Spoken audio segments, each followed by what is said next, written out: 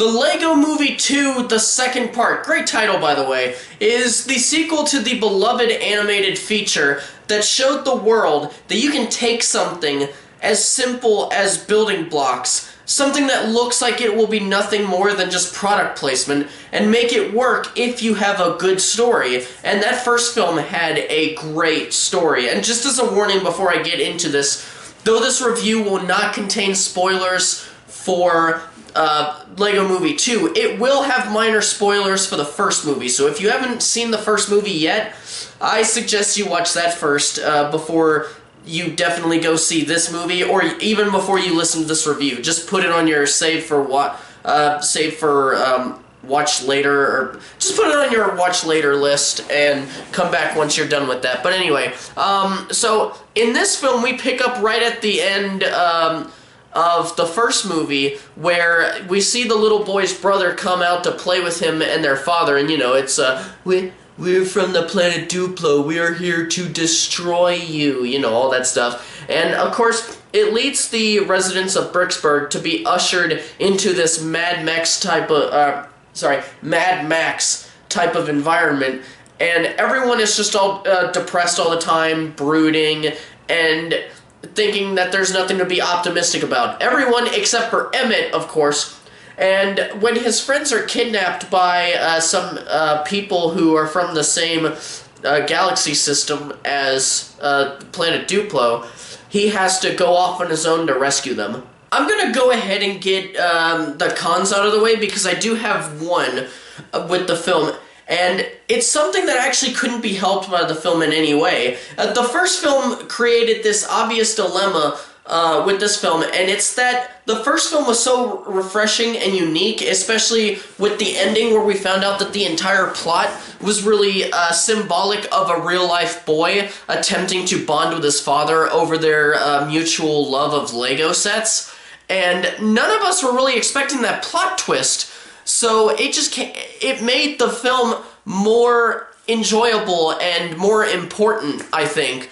But since we understood what we were truly getting with this film, the emotional scenes involving the real-life characters were not as hard-hitting. And that being said, they still did a great job on all of those scenes, and they were just as effective, in my opinion, as the first. But again, it was because we were already expecting it that it does kind of, you know, it doesn't feel as effective to some people, and I can honestly believe that. Hell, it took me a little bit to really convince myself, okay, just think about it on these merits. Did the film do anything wrong in this area? And I thought, no, it didn't. It's just that, you know, I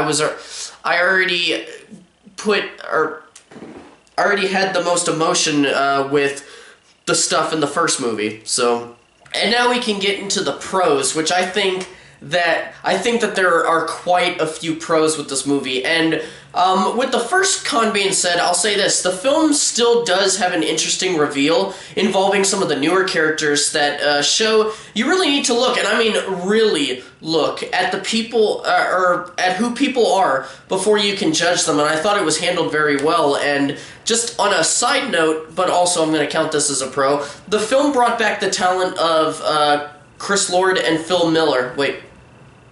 No, Phil Lord, Chris Miller. God damn it. Sorry. With their script. I just have to throw that out there because everything about the narrative that works, and it pretty much all works, is thanks to these two. And I know that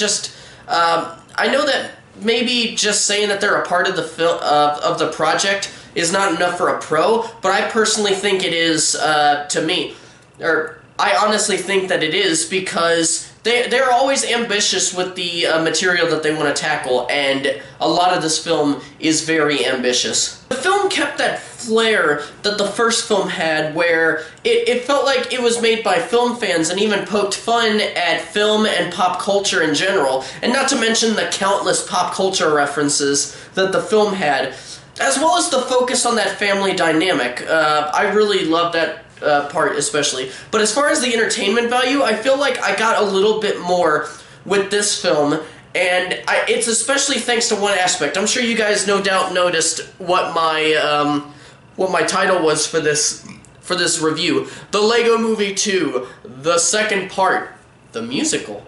I mean, I personally thought that the title was funny, but I put it for a reason, is because the film feels more like a musical. Now, whether it's a true musical or not can be argued depending on your point of view, but I think everyone can agree that there are at least musical genre elements in the film. Instead of just sticking to a couple of catchy pop songs that are supposed to, you know, come across as being catchy as a joke, like the first film did with Everything Is Awesome, they have full-fledged musical sequences where characters are singing about what, how they feel, or, you know, what's going on in the narrative. And that being said, there are some pop songs that actually do what Everything Is Awesome did, you know, basically being catchy for catchy's sake, and just making fun of certain things.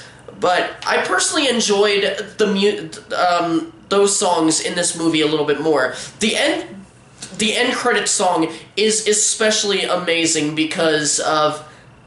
I'm not going to go into it. It's a little bit of a spoiler, but yeah, just go watch the movie.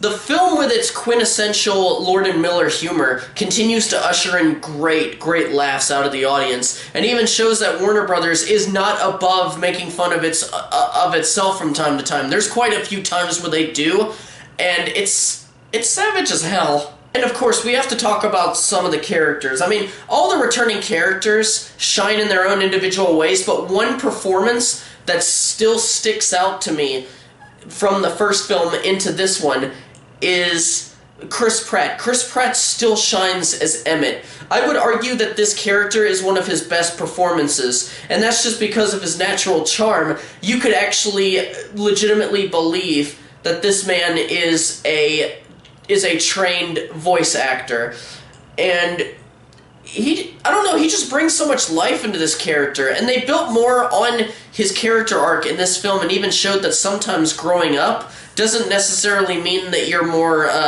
toughened up, or, you know, you're just, you're less optimistic, but rather that you accept who you are in the present time. And the newer characters also stick out in their own individual ways, but chief among them was Tiffany Haddish's Queen Whatever Awanabe, which you understand what name or what that actually means, but Haddish brings that energy that we expect from her these days, and actually she's got a pretty good singing voice as well. And of course, I can't finish up this review without talking about the animation. The level of detail from this film, or from the last film to here, has definitely increased, and I would actually say that even with the slight jerky feel of a stop-motion animated movie, which is what they were going for in the first place with the first film, even though that's there, characters and Lego sets still looked very smooth in their movement, and the animators themselves deserve a lot of credit for their emphasis,